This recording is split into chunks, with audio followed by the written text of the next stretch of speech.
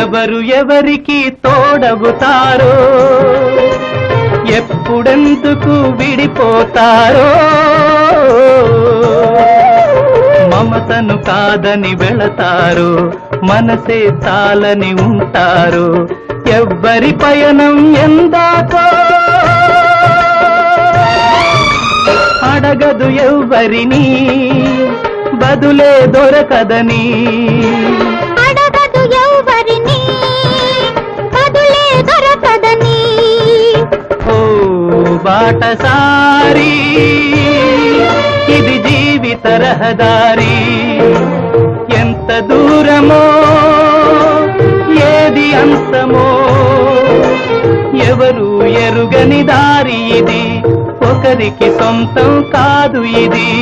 ఓ బాటసారి, ఇది జీవిత